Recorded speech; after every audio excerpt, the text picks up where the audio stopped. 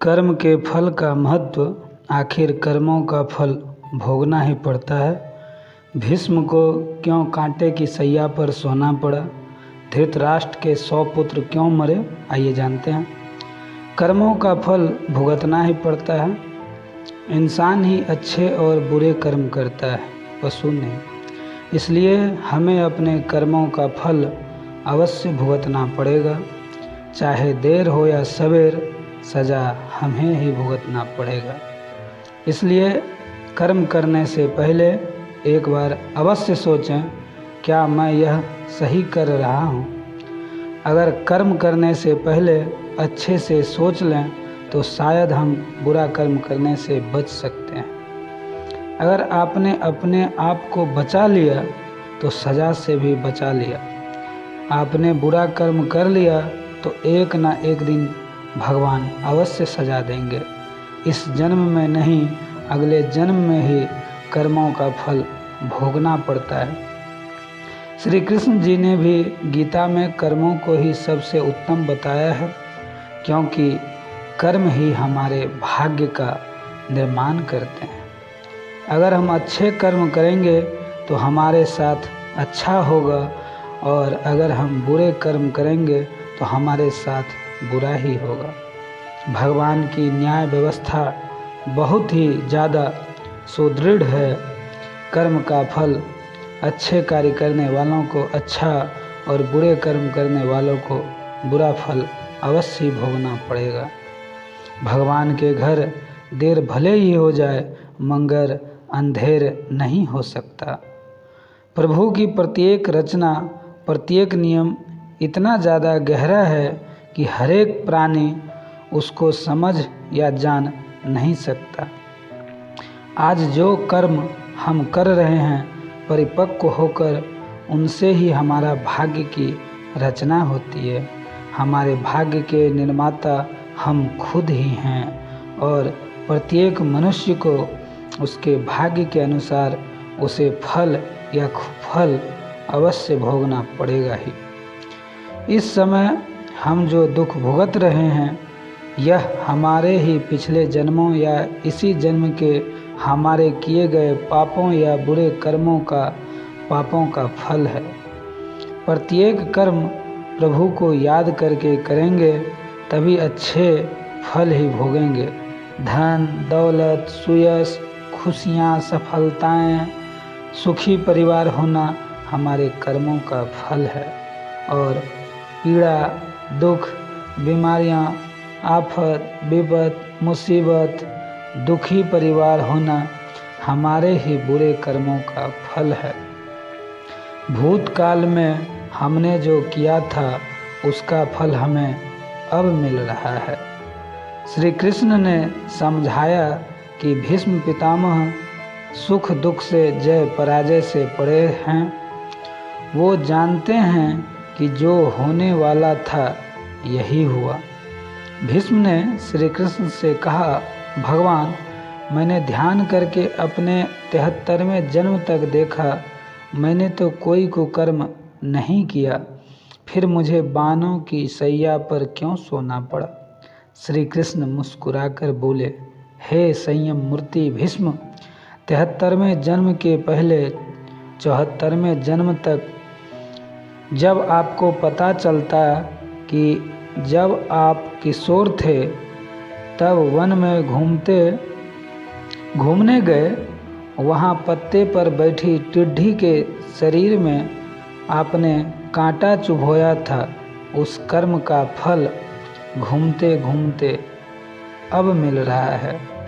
कर्म का फल 6 साल में 2 गुना, 12 साल में 4 गुना, 18 साल में 8 गुना, 24 साल में 16 गुना इस प्रकार से मिलता है। इसलिए जब आप कर्ता होकर कर्म कर रहे हैं तो सोच लें कि इसका फल क्या होगा।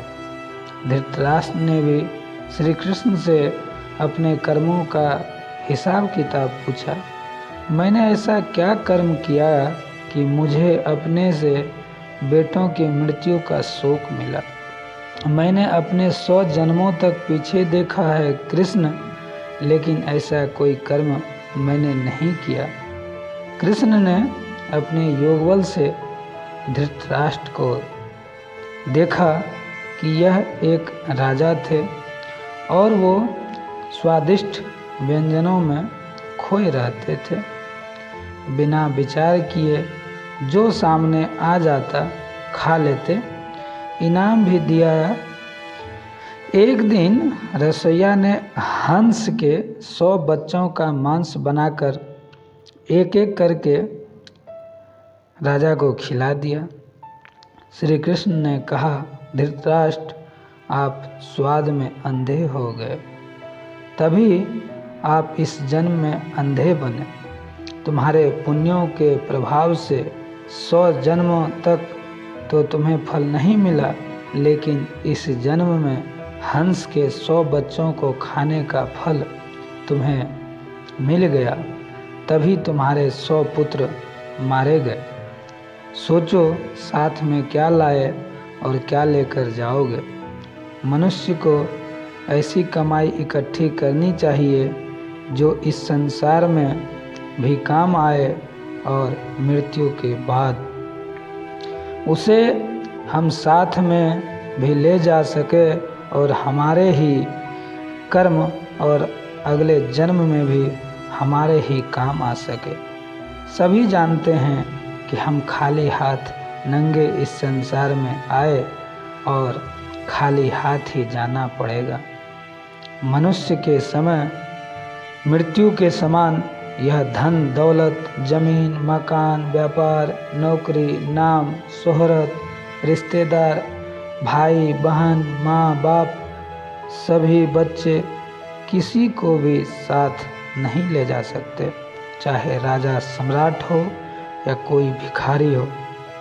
इसलिए इतना मोह, इतना ज़्यादा लगाव इनसे क्यों रखें।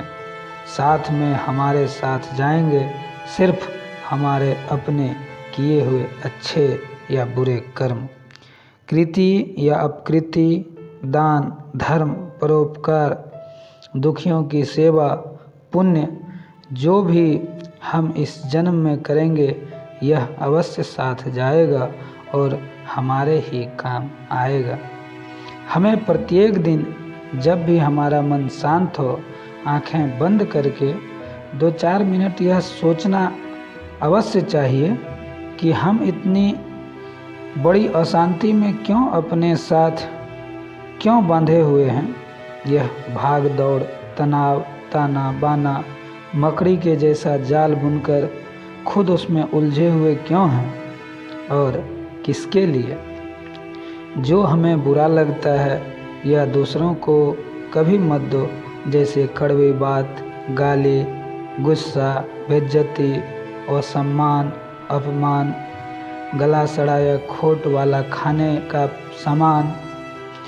जो चीज़ें हमें अच्छी लगती हो वह दूसरों को, ज़रूरतमंदों को बिना मांगे भी दे दो, जैसे मीठी बातें, सद्व्यवहार, सम्मान, खाने पीने की चीज़, अच्छे बढ़िया सम्मान दोनों हाथों से बांटो।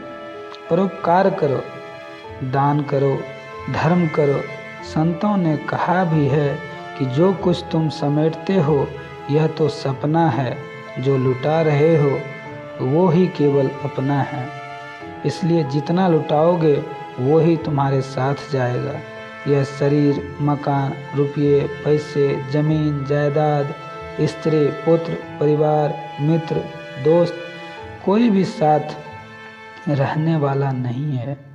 एक दिन इन सब वस्तुओं को ज्यों का त्यों छोड़कर यहाँ से चल देना है। जब जाओगे तब साथ में कुछ नहीं ले जाओगे। सिर्फ भगवान का साथ छूटने वाला नहीं है, साथ में एक छोटा सा तिल भी नहीं ले जा सकते। आप कितने भी उपाय कर लो, सारे उपाय यहीं धरे रह जाएंगे। सिर्फ भगवान नारायण प्रभु की शक्ति, दुखियों की सेवा, दान पुण्य ही साथ में जाएंगे। इसलिए आप मोक्ष की प्राप्ति चाहते हो तो भगवान का भजन करते रहें, अच्छे कर्म करें, सत्कर्म करें, ताकि भगवान आपका हमेशा साथ दे। ये जानकारी आपको अच्छी लगी हो तो चैनल को अवश्य सब्सक्राइब कीजिए। इसी तरह का वीडियो आपको देखने को मिलेगा। आपका बहुत बहुत बहुत आभार।